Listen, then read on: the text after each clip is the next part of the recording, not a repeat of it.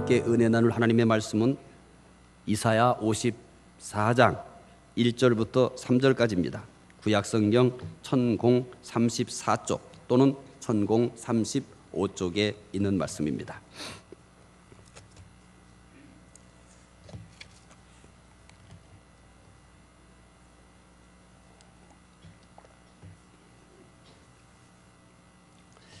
하나님 말씀은 이사야 54장 1절부터 3절까지입니다. 구약성경 1034쪽 또는 1035쪽에 있는 말씀입니다. 말씀 함께 읽겠습니다.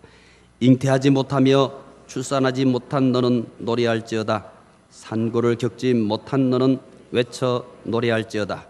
이는 홀로 된 여인의 자식이 남편 있는 자의 자식보다 많음이라. 여호와께서 말씀하셨느니라. 내 장막탈을 넓히며 내 처소의 휘장을 아끼지 말고 널리 펴되 너의 줄을 길게 하며 너의 말뚝을 견고히 할지어다. 이는 내가 좌우로 퍼지며 내 자손은 열방을 얻으며 황폐한 성읍들을 사람 살 곳이 되게 할 것임이라. 아멘. 오늘 주일 예배에 참석하신 여러분들에게 하나님의 은혜와 평강이 함께 하시기를 바랍니다.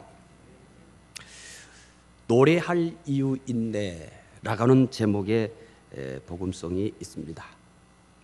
가사를 잠깐 제가 읽어드리겠습니다. 하늘문이 열리고 노래할 이유 있네. 놀라운 일 그곳에 있으리. 노래할 이유 있네. 주여 곁에 있으리. 노래할 이유 있네. 밤낮으로 노래 부르리. 온종일 즐거운 노래를. 노래할 이유 있네. 노래할 이유 있네. 내 죄를 주가 씻었네. 노래할 이유 있네. 새 생명 내게 주셨네. 노래할 이유 있네. 날마다 찬양하리라. 월요일, 화요일, 수요일, 목요일, 금요일, 토요일, 일요일 매일 노래할 이유 있네. 여러분에게는 노래할 이유가 있습니까? 한 주간 혹시 노래를 불러보셨나요? 만약에 불렀다면 그 노래를 부른 이유는 무엇입니까?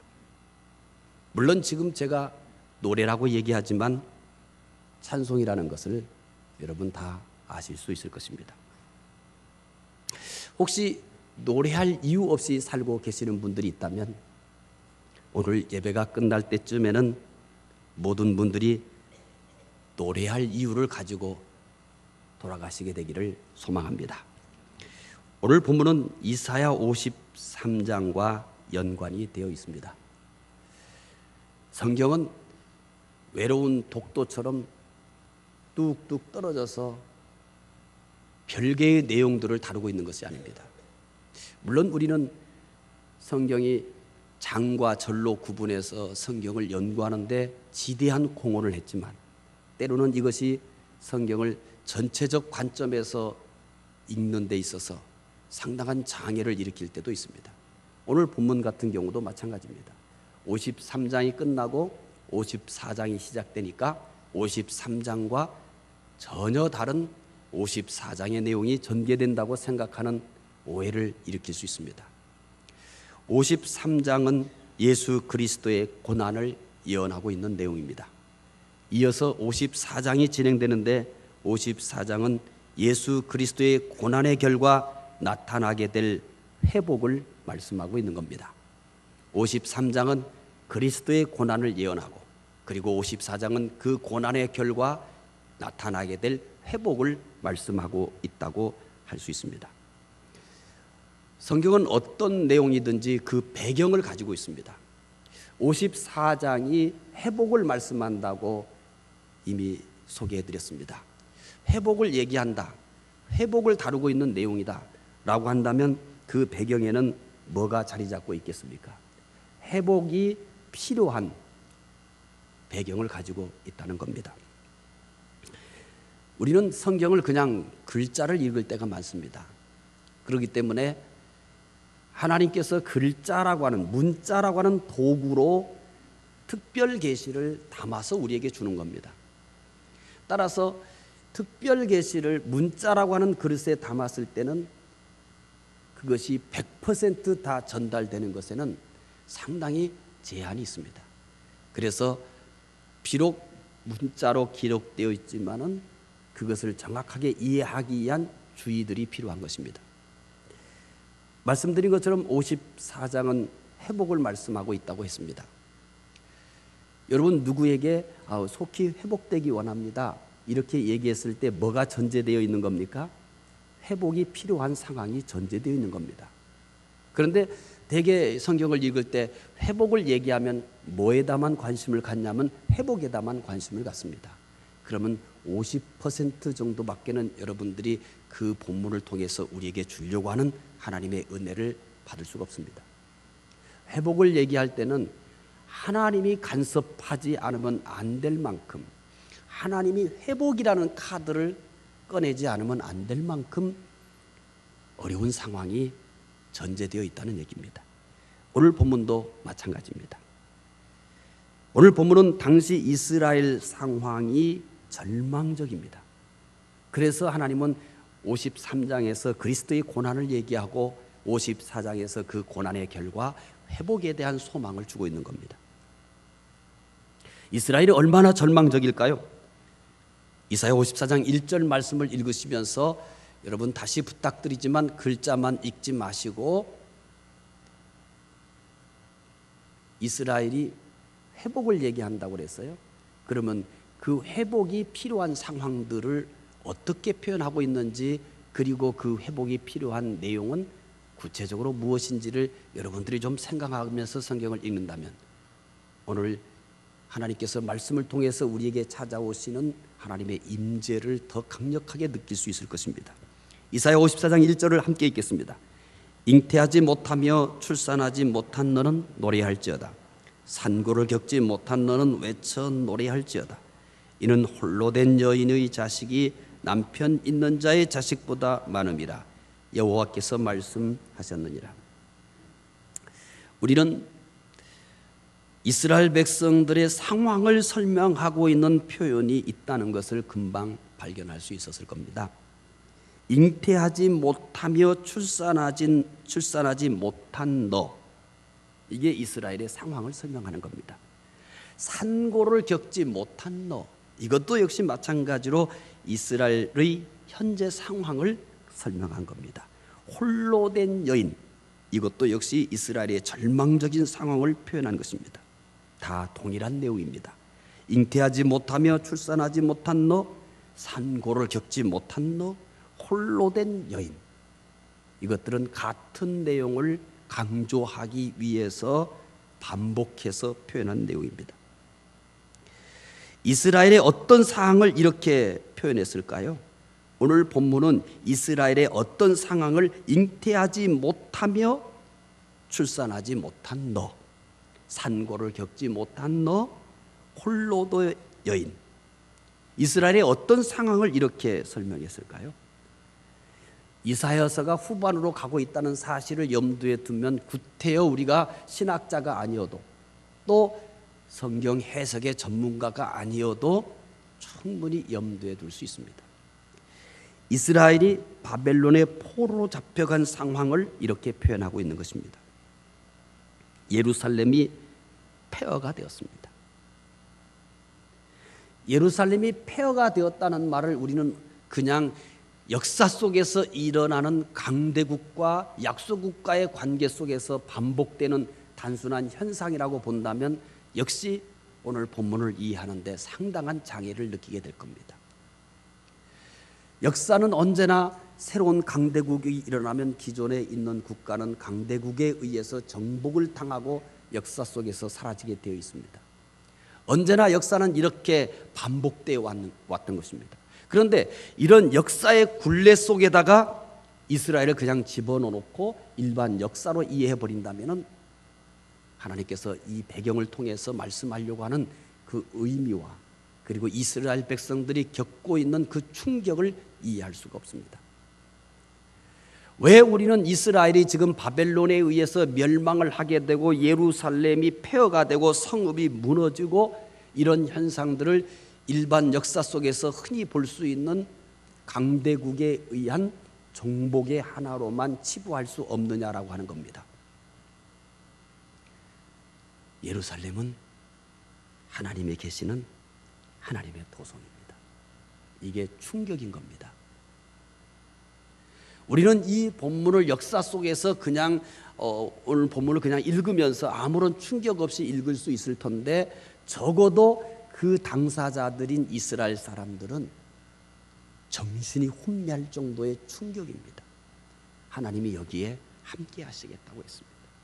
영원히 함께 하시겠다고 했습니다. 하나님이 계시는 도성입니다. 그런데 여러분, 하나님이 계시는 도성은 세상에 아무리 강대한 국가가 쳐들어와도 하나님을 이길 수 있습니까? 불가능한 일입니다. 아무리 바벨론이 제국으로서의 강대한 국가로 주변 국가들을 다 정복해도 예루살렘 근처에 오면은 추풍 낙엽처럼 다 가까이 접근했을 때 나뒹굴어져야 되는 겁니다. 하늘에서 벼락이 치든지 아니면 바람이 불어와서 이것들을 그냥 가랑이처럼 날려보내버리든지 아니면 불이 떨어지든지 아니면 땅이 갈라져서 접근하지도 못하게 해야 하는 것이 정상 아닐까요? 어떻게 여러분 하나님이 계시는 예루살렘을 바벨론이 정복합니까? 그렇다면 이런 질문이 생기잖아요. 하나님보다 바벨론이 강하구나. 이게 무슨 현상인가? 이게 뭔 조화인가? 적어도 이스라엘 백성들은 심각한 의문이 그들 마음속에 생겼을 것입니다. 하나님이 여기 계신다고 했는데 더욱 충격적인 것은 그들이 하나님께 나가 예배를 드리고 제사를 했던 성전이 파괴되었다는 사실입니다. 좋아, 예루살렘 성읍이 무너지는 것은 양보를 하겠다. 성전은 안 되지. 거기에 하나님이 계시잖아. 거기에 법궤가 있잖아. 그런데 성전이 바벨론에 의해서 완전히 짓밟혀 버렸습니다. 이런 의문 안 생깁니까? 하나님은 바벨론보다 약하구나.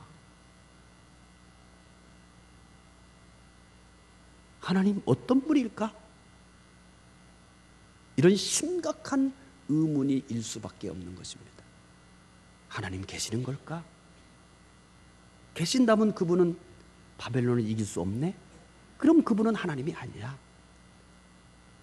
우리가 그분께 제사를 드리고 그분께 예배를 드리던 것들이 다 무용지물이야. 바벨론에게서 우리를 구원하지 못할 하나님을 왜 우리가 섬겼을까? 차라리 바벨론을 신으로 섬기는 것이 낫지 않았을까?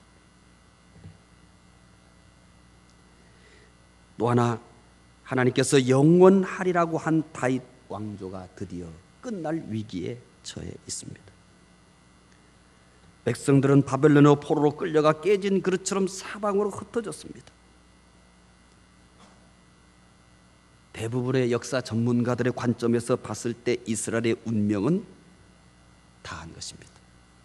역사 속에서 지워질 수밖에 없는 상황이 전개되고 있습니다. 이 상황을 잉태하지 못하며 출산하지 못한 너, 산고를 겪지 못한 너, 홀로 된 여인, 이스라엘의 이와 같은 상황을 성경은 그렇게 표현하고 있는 겁니다. 얼마나 심각한 상황인지 충분히 이해할 수 있을 것입니다. 그런데 잉태하지 못하며 출산하지 못한 너, 산고를 겪지 못한 너, 혼례된 여인은 이스라엘의 상황만을 말씀하고 있는 것은 아닙니다. 한 걸음 더 나아가 박해를 받는 교회를 의미하기도 합니다. 예수님께서 제자들에게 약속을 했습니다. 예루살렘을 떠나지 말라. 약속한 성령이 너에게 임할 것이다 라고 했습니다. 그리고 그 성령이 임하면 너희가 능력을 받을 것이다. 그리고 땅끝까지 내 증인이 될 것이다 라고 했습니다. 과연 그렇게 되었습니다. 그들에게 임하는 약속된 성령은 눈에 볼 수 있을 만큼 그렇게 충격적으로 그리고 그렇게 강압적으로 임했습니다. 성령이 임하자 그들에게 없는 능력이 나타났습니다. 그들이 예수님을 따라다녔을 때 예수님만이 할 수 있을 것이라고 생각했던 능력들이 놀랍게도 자기들에게서 똑같이 나타나는 겁니다. 하나님이시며 하나님의 아들만이 할 수 있는 능력을 이게 웬일입니까? 사도들도 하는 겁니다. 절대 손색이 없습니다. 5,000명이 회개하고 3,000명이 회개하고 수많은 사람들이 회심하며 돌아옵니다. 이제 끝났습니다. 하나님 나라가 임할 것만 같습니다. 그런데 이게 웬일입니까? 예루살렘에 대대적인 박해가 가해지기 시작했습니다. 이 와중에 스데반 집사님이 순교를 합니다. 이것을 기점으로 교회는 심각한 박해를 받기 시작합니다. 유대인들의 박해뿐만 아니라 로마가 박해에 적극적으로 개입하기 시작합니다. 여러분, 성령이 임하자마자 이 일이 벌어진 겁니다. 하나님의 능력을 그들이 경험하면서 안 믿는 사람들마저도 일찍이 보지 못했던 어마어마한 일들을 보면서 야, 저 사람들 세술에 취했다. 이런 일들을 했는데 이게 어찌된 일입니까?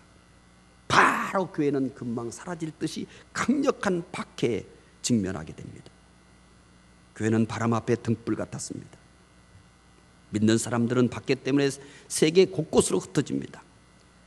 그러나 그들을 받아주는 곳은 없습니다. 땅굴을 파고 살아야 했습니다. 수많은 성도들이 순교를 당했습니다. 이런 상황은 금방이라도 교회가 세상에서 흔적도 없이 사라질 것 같습니다. 이해하시겠습니까? 하나님이 함께 하시는데, 함께 하심에 대한 다양한 능력과 권세들이 예수님께서 하셨던 것처럼 그렇게 나타나는데 이거 어떻게 이해해야 됩니까? 교회는 풍지박살났습니다. 세상에 그들이 거처할 곳이 없어서 땅굴을 파고 그 속에서 살아야만 했습니다. 하나님 계시는 겁니까? 그들 가운데 역사하는 그것은 도대체 뭐며 그들이 살아가는 이 현실은 도대체 어떻게 조화를 해야 되고 어떻게 해석을 해야만 합니까?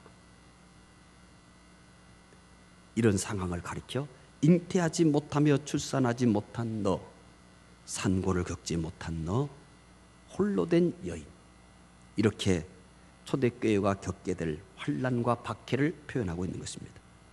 그런데 오늘 말씀은 너무나 극적인 반전이 소개되고 있습니다.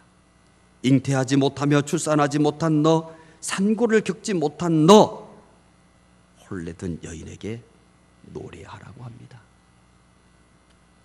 물론 여러분들은 이 말씀을 들으면서 아멘, 은혜 받았다고 하실 것입니다. 그러나 당사자들은 이게 뭐야? 요구할 것을 요구해야지. 우리들에게 주문해야 될 것을 주문해야지. 하나님도 아세요. 잉태하지 못하며 출산하지 못한 너라고 하나님이 현실을 분명히 알고 있었단 말이에요. 산고를 겪지 못한 너라고 분명히 이스라엘 백성들이 겪고 있는 현실을 분명히 하나님은 알고 있는 거예요. 초대교회가 겪고 있는 환경을 하나님은 충분히 숙지하고 있는 거예요. 홀로 된 여인, 그런데 그들에게 전혀 감당할 수도 없고 상상할 수도 없는 주문을 하는 것입니다. 노래하라. 그냥 노래도 아닙니다. 외쳐 노래하라고 합니다. 큰 소리로 노래하라는 것입니다. 이것을 어떻게 이해하고 여러분 어떻게 받아들여야 합니까? 잉태하지 못하며 출산하지 못하는데 어떻게 노래하라는 것입니까? 산고를 겪지 못했는데 어떻게 노래합니까? 홀로 되었는데 어떻게 노래합니까? 희망이 없는데 어떻게 노래합니까? 절망밖에 없는데 어떻게 노래합니까?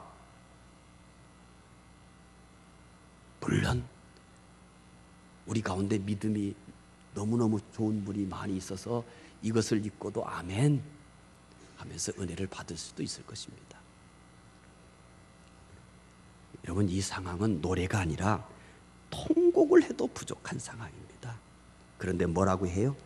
노래하라고 합니다. 노래해라. 그냥 노래하라고 말하지 않습니다. 외쳐서 노래하라. 큰 소리로 노래하라. 이렇게 얘기합니다. 도대체 노래할 이유는 무엇일까요? 도대체 노래할 이유는 무엇일까요? 절망적이고 슬프기만 한데 노래하라고 하는 이유가 무엇일까요?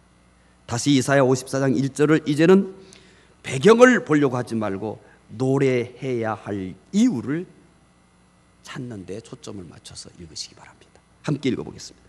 잉태하지 못하며 출산하지 못한 너는 노래할지어다. 산고를 겪지 못한 너는 외쳐 노래할지어다. 이는 홀로 된 여인의 자식이 남편 있는 자의 자식보다 많음이라 여호와께서 말씀하셨느니라.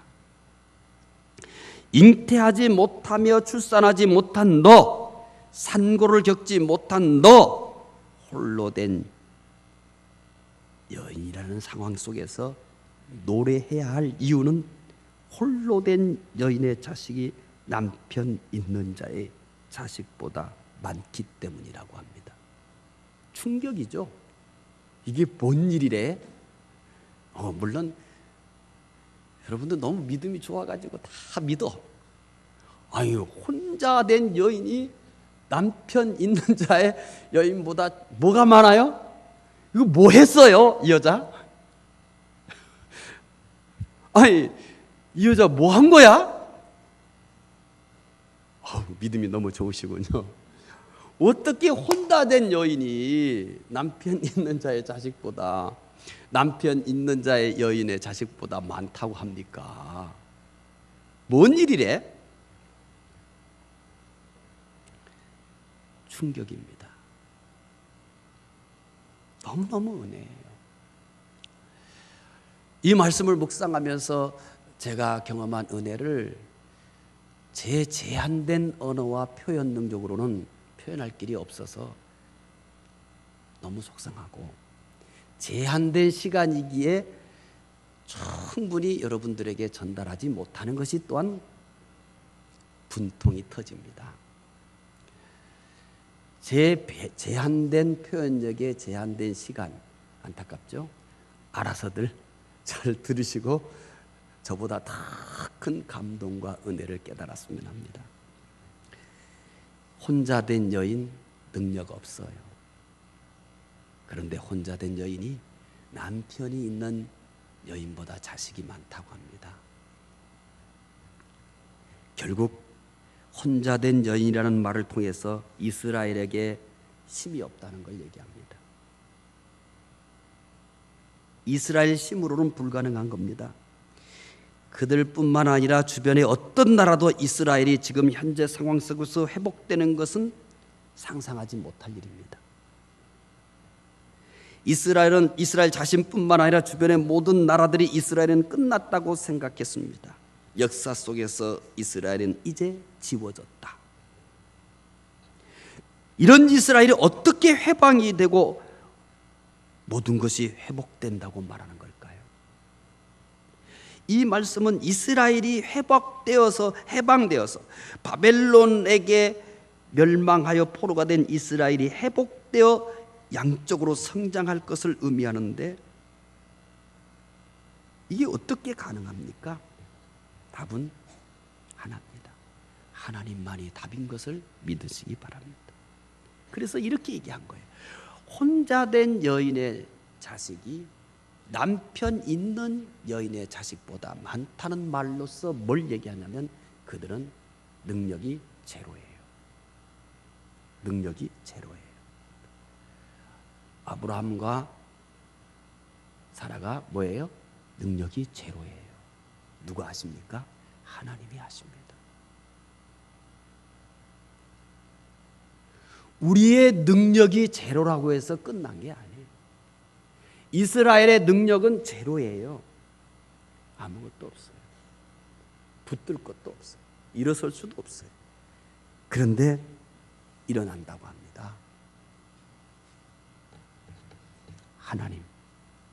하나님이 하십니다. 전능하신 하나님께서 이스라엘을 바벨론에서 해방시킵니다. 또한 회복시키기까지 하십니다. 현재는 바벨론에게 멸망하여 포로가 되었지만 노래할 이유가 있습니다. 그 노래할 이유는 하나님이신 것을 믿으시기 바랍니다. 현실은 절망뿐이지만 그들에게는 노래할 이유가 있습니다. 그래서 너는 노래할지어다, 너는 어찌 노래할지어다라고 말합니다. 노래할 이유는 그들의 상황이 아닙니다. 노래할 이유는 그들의 능력이 아닙니다. 노래할 이유는 하나님이십니다. 그들이 어떤 상황 속에 있어도 하나님이 계시기에 그들에게는 노래할 이유가 있었던 것입니다. 홀로 된 여인의 자식이 남편 있는 자의 자식보다 많은 것은 이스라엘의 해방과 회복을 의미할 뿐만 아니라 박해 속에 있던 교회가 성장할 것을 말씀하기도 합니다. 하나님께서 성령을 예루살렘 교회에 부어주심으로 이 말씀대로 이루셨습니다. 3,000명이 회개하기도 하였고 5,000명이 회개하기도 하였으며 구원받는 사람이 날마다 더했습니다.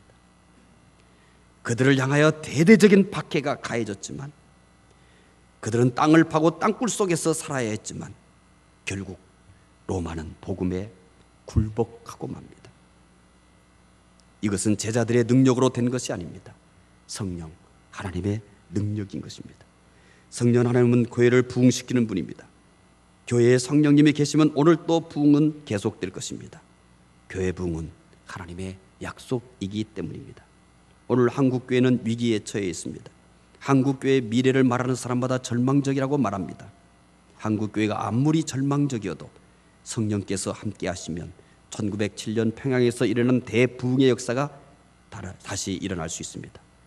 사람은 기대할 것이 없지만 하나님은 기대할 수 있기 때문입니다. 우리 교회도 해결할 일들이 하나둘이 아닙니다. 성령께서 역사하시면 아무것도 아닙니다. 모든 일들을 다 해결하고 더 건강하고 더 부흥하는 교회가 될 수 있습니다. 우리는 노래할 이유가 있습니다. 혼례된 여인의 자식이 남편 있는 자의 자식보다 많은 것은 이스라엘의 해방과 회복을 의미합니다. 또한 교회의 부흥을 의미합니다. 한 걸음 더 나아가 개인적으로도 적용할 수 있습니다. 우리는 사는 동안 많은 절망을 만납니다. 이 절망은 모든 희망을 빼앗아갑니다. 자신의 힘으로는 도저히 해결할 수 없습니다. 내가 무엇을 하면 할수록 더 깊은 수렁에 빠집니다. 그러나 하나님의 힘으로 모든 절망에서 회복됩니다. 하나님의 능력으로 다시 일어납니다. 이것이 노래할 이유입니다. 한 병약한 남자가 미국의 시골 통나무집에서 살고 있었습니다. 그 집 앞에는 큰 바위가 있어서 언제나 출입을 어렵게 하였습니다. 어느 날 하나님이 꿈에 나타나 말씀하셨습니다. 사랑하는 아들아, 집 앞에 바위를 매일 밀어라. 남자는 하나님의 말씀에 순종하여 매일 바위를 밀었습니다. 8개월이 지났습니다. 남자는 자신의 꿈에 대해서 회의가 들기 시작했습니다. 바위가 조금도 옮겨지지 않았기 때문입니다. 이상한 생각이 들어 바위를 자세히 재보았습니다. 자신의 생각이 맞았습니다. 바위는 1인치도 옮겨지지 않았습니다. 그는 현관에 앉아 8개월간 헛수고한 것이 원통하여 엉엉 울었습니다. 바로 그때 하나님께서 찾아오셨습니다. 하나님은 엉엉 울고 있는 그에게 물었습니다. 사랑하는 아들아, 왜 그렇게 슬퍼하지? 남자가 대답했습니다. 하나님 때문입니다. 하나님 말씀대로 8개월간 희망을 품고 바위를 밀었는데 바위가 조금도 옮겨지지 않았습니다. 하나님께서 말씀하셨습니다. 나는 내게 바위를 옮기라고 말한 적 없다. 그냥 바위를 밀라고 했을 뿐이야. 이젠 거울로 가서 너 자신의 모습을 보렴. 남자는 거울 앞에 서자마자 깜짝 놀랐습니다. 거울에 비친 자신의 모습은 이제 병약한 사람이 아니었습니다. 근육질의 건강한 사람이었습니다. 그때 깨달음이 스쳐갔습니다. 그러고 보니 언제부터인가 밤마다 하던 기침이 사라졌구나. 잠도 잘 자고 아침마다 상쾌했었어. 하나님이 하셨습니다. 오늘도 하나님께서 하실 줄 믿으시기 바랍니다. 이것이 노래할 이유입니다. 우리 가운데 노래할 이유가 없는 사람은 아무도 없습니다. 만약에 세상의 조건을 가지고 노래할 이유를 찾는다면 우리 가운데 노래할 이유를 가진 사람이 몇 분이나 있을까요? 우리는 세상의 조건 그리고 내 주변에 일어나는 일들 때문에 노래할 이유를 찾는다면 노래할 이유보다는 원망하고 불평하고 슬퍼할 이유밖에는 없습니다. 노래할 이유는 하나님이신 것을 믿으시기 바랍니다. 절망적인 상황에서 하나님께서 역사하여 노래할 이유가 되기 위해서 이제 우리가 해야 할 일이 하나 있습니다. 이사야 54장 2절에서 우리가 해야 할 일을 찾아보시기 바랍니다. 함께 읽겠습니다. 내 장막터를 넓히며 내 처소의 휘장을 아끼지 말고 널리 펴되 너의 줄을 길게 하며 너의 말뚝을 견고히 할지어다. 하나님께서 노래하라고 했습니다. 외쳐서 노래하라고 했습니다. 혼자 있는 여인의 자식이 남편 있는 여인의 자식보다 많기 때문에 노래하라고 합니다. 그러면서 하나님은 중요한 한 가지를 요구합니다. 내 장막터를 넓히며 내 처소의 휘장을 아끼지 말고 널리 펴되 너의 줄을 길게 하며 너의 말뚝을 견고히 할지어다. 같은 내용입니다. 한마디로 하나님은 장막터를 넓히라고 말합니다. 장막은 이스라엘이 광야에서 생활할 때의 가옥입니다. 이 장막터를 넓히라고 합니다. 그 이유는 하나님께서 이스라엘을 바벨론에서 해방시켜 회복시킬 것이기 때문입니다. 하나님께서 이 이스라엘을 번성시킬 것에 대비하여 장막터를 넓히라는 것입니다. 이것이 이스라엘이 해야 할 일입니다. 하나님께서 주신 복을 받기 위한 그릇, 이것이 장막터였습니다. 엘리사 때의 일입니다. 한 여인이 엘리사에게 와서 빚 때문에 자신과 두 아이가 종이 될 형편이라고 합니다. 여인의 남편은 엘리사의 제자였는데 죽었습니다. 엘리사는 여인에게 내 집에 무엇이 있는지 말하라고 합니다. 여인은 기름 한 그릇밖에 없다고 하였습니다. 엘리사는 이웃에게 그릇을 빌려다가 문을 닫고 기름을 그릇에 부으라라고 합니다. 여인은 엘리사가 시킨 대로 하였습니다. 그러자 놀라운 일이 일어났습니다. 한 그릇밖에 안 되는 기름이 더 큰 그릇에 기름을 부어도 계속 나오는 것이었습니다. 빌려온 그릇에 기름을 다 붓자 멈췄습니다. 제자의 아내는 그 기름을 팔아 빚도 갚고 생활도 하였습니다. 하나님은 기름 한 그릇이 계속 나오도록 역사했습니다. 하나님은 기름 한 그릇이 계속 나오도록 역사했습니다. 여인은 그릇을 준비했습니다. 하나님의 역사는 얼만큼 진행되었을까요? 여인이 준비한 그릇만큼입니다. 기름이 계속 나오게 하는 것은 하나님이 하실 일입니다. 그 기름을 받는 그릇을 준비하는 것은 여인이 해야 할 일입니다. 하나님은 우리에게 은혜를 주십니다. 하나님 우리에게 능력을 행하십니다. 그것을 받을 그릇은 우리가 준비해야 하는 것입니다. 교회를 향해 이 말씀을 적용할 때는 복음을 전하는 것입니다. 그래서 예수님께서 제자들에게 만민에게 복음을 전하라고 했습니다. 땅끝까지 복음을 전하라고 했습니다. 마가복음 16장 15절을 읽어보겠습니다. 또 이르시되 너희는 온 천하에 다니며 만민에게 복음을 전파하라. 사도행전 1장 8절을 또 읽어보겠습니다. 오직 성령이 너희에게 임하시면 너희가 권능을 받고 예루살렘과 온 유대와 사마리아와 땅끝까지 이르러 내 증인이 되리라 하시니라. 제자들이 말씀에 순종하여 복음을 전할 때 하나님께서 역사하셨습니다. 복음은 예루살렘에서 유대, 사마리아 그리고 땅끝까지 확장되어 갔습니다. 제자들은 복음을 전하기만 하면 됩니다. 제자들이 복음을 전하면 하나님은 그 복음을 통해서 역사하셨습니다. 사람들이 회심하도록, 사람들이 그리스도께 돌아오도록 하나님은 제자들이 전한 복음을 통해서 역사하신 것입니다. 바울은 이 부분에서 가장 큰 능력을 나타냈습니다. 바울은 하나님의 장막들을 넓히려는 간절한 소망을 가지고 전도 여행을 하겠습니다. 그 결과 바울이 복음을 전하는 곳마다 교회가 세워졌습니다. D.L. 무디는 미국의 52개주를 가슴에 품고 복음을 전하여 하나님의 장막틀을 넓혔습니다. 리빙스톤은 아프리카를 가슴에 품고 기도하는 중에 아프리카에 가서 복음을 전하여 하나님의 장막틀을 아프리카까지 넓혔습니다. 요한 웨슬리는 세계를 교구로 삼게 해달라고 기도하면서 복음을 전해 하나님의 장막틀을 넓혔습니다. 복음 증거는 하나님의 장막틀을 넓히는 가장 좋은 방법입니다. 노래할 이유를 찾으셨습니까? 이제 여러분 예배가 끝난 다음에 자리에 일어섰을 때 나에게도 노래할 이유가 있습니다라고 고백할 수 있습니까? 노래할 이유 찾으셨나요? 노래할 이유는 잉태하지 못하며 출산하지 못한 너, 산고를 겪지 못한 너, 홀로 된 여인이 남편 있는 자의 자식보다 많기 때문입니다.